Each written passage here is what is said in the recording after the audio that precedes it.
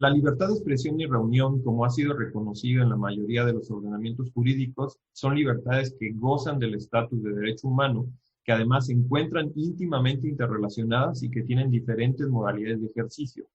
Una de ellas es su ejercicio en el espacio público, por ejemplo, en las plazas públicas o en calles o avenidas. En pocas palabras, estos derechos consisten en la prerrogativa que tienen las personas para expresar sus ideas u opiniones, o para conocer ideas u opiniones de los demás, libertad que no es limitativa del ámbito personal o familiar, sino que puede ejercerse en el espacio público y de manera colegiada a partir de la reunión de dos o más personas. La discusión que se ha tenido al respecto del ejercicio de estos derechos es su intersección con otros principios de relevancia constitucional, como el orden y la protección, como el orden público y la protección de derechos de terceros. Por ejemplo, en qué medida los habitantes de una ciudad deben interactuar con manifestaciones públicas, cuáles son los límites del ejercicio de esta modalidad de las libertades de expresión y reunión, y qué obligaciones tiene el Estado para respetar y proteger estos derechos. Estas preguntas claramente no tienen respuestas simples y en lo que resta de esta cápsula trataremos de abordarlas de manera sucinta. La importancia de protección de esta modalidad de ejercicio de las libertades de expresión y de reunión es la propia salvaguarda del sistema democrático y del pluralismo que lo sustenta. Como lo ha señalado nuestra Suprema Corte de Justicia de la Nación, las sociedades democráticas existen donde se protege y salvaguarda el pluralismo, donde la libre circulación de ideas y el respeto hacia el otro y hacia el actuar del otro, aun cuando pueda parecer irrelevante, incómodo, desdeñable para la mayoría de las personas, se le identifica como la piedra angular que rige la convivencia social y que exige al propio Estado mayor tolerancia y máxima protección. Así se ha considerado que los espacios públicos funcionan como un trampolín o vía de acceso para la efectiva divulgación de las ideas. Es decir, el espacio público es el lugar por excelencia en que deben cohabitar las distintas posiciones ideológicas de una sociedad democrática y ejercerse concomitantemente los derechos de todos sus integrantes. Es la vía más efectiva para tener una oportunidad real de transmitir un mensaje, pues a pesar de la existencia actual de los medios de comunicación electrónicos que tienen un gran alcance, no todas las personas tienen acceso a los mismos. Como se ha sentado en el derecho comparado internacional, es célebre una frase del Tribunal Constitucional de España en la que este órgano señaló que en una sociedad democrática el espacio urbano no es solo un ámbito de circulación, sino también un ámbito de participación. Por ello, bajo la protección de estas libertades a la expresión y reunión, el Estado y los miembros de la sociedad deben ser tolerantes a las alteraciones inevitables que las manifestaciones públicas pueden provocar, sin que ello signifique claramente que todas estas alteraciones o todos los efectos de las concentraciones humanas públicas deban validarse. También debe de protegerse los derechos del resto de la población. Es doctrina reiterada de nuestra Suprema Corte y de la mayoría de los tribunales del mundo que ningún derecho humano es absoluto. Es decir, los derechos humanos tienen límites y a su vez pueden ser limitados por parte del Estado para respetar y proteger otros derechos humanos. Bajo esta lógica se entiende que la libertad de expresión en el espacio público se caracteriza por ejercerse a partir de la aglomeración de dos o más personas de manera temporal.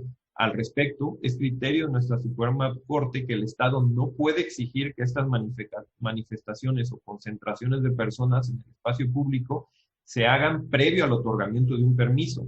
Tampoco puede prohibirse reuniones espontáneas ni censurar de manera previa el objeto o finalidad de las manifestaciones públicas. Todas las manifestaciones públicas, cualquiera que sea su objeto, se presumen lícitas. Por tu parte, también se ve con sospecha que el Estado prohíba de manera absoluta el ejercicio de la libertad de expresión y reunión en algún espacio público en concreto. Por ejemplo, que nunca pueda celebrarse una manifestación en la plaza pública de una ciudad. Sin embargo, nuestra Constitución es clara que no se permiten manifestaciones en el espacio público que no sean pacíficas o con armas o que inciten a la violencia o al discurso de odio. Este requisito no implica, obviamente, que cualquier tipo de conducta agresiva o el uso de palabras ofensivas deban ser consideradas como violencia. El análisis más bien es casuístico y lo que se busca al final de cuentas es proteger derechos de los manifestantes y de terceros. Asimismo, se ha señalado que es posible reglamentar de algún modo el ejercicio de este derecho. Por ejemplo, se ha considerado viable solicitar que los participantes presenten un aviso a la autoridad para dar a conocer su lugar de manifestación. No obstante, se insiste, este aviso jamás debe ser interpretado como un permiso previo. De igual manera, se ha considerado idóneo prohibir el bloqueo de ciertas vías primarias en una ciudad. Imagínense una carretera o un periférico, un circuito central para la circulación de la ciudad.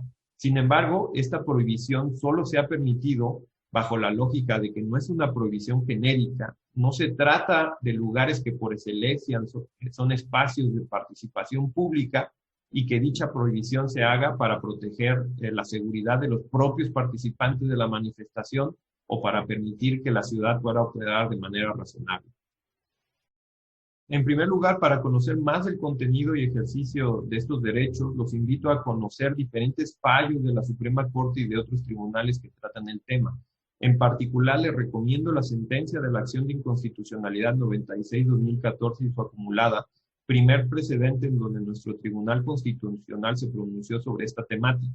Por otro lado, quisiera terminar esta exposición señalando que las características propias de estos derechos implican que el análisis que tiene que hacer la autoridad es casuístico. No hay respuestas absolutas sobre cuándo se está ejerciendo adecuadamente o no estos derechos humanos, ni cuándo su ejercicio es totalmente desproporcional para el adecuado ejercicio del resto de los derechos de las personas. Además, la autoridad debe ser cuidadosa y actuar con criterios de razonabilidad y proporcionalidad, partiendo de la premisa de que el ejercicio de estos derechos y sus limitaciones no puede ser afectado por un ejercicio indebido de la fuerza pública. Muchas gracias. Suprema Corte, el poder de la justicia.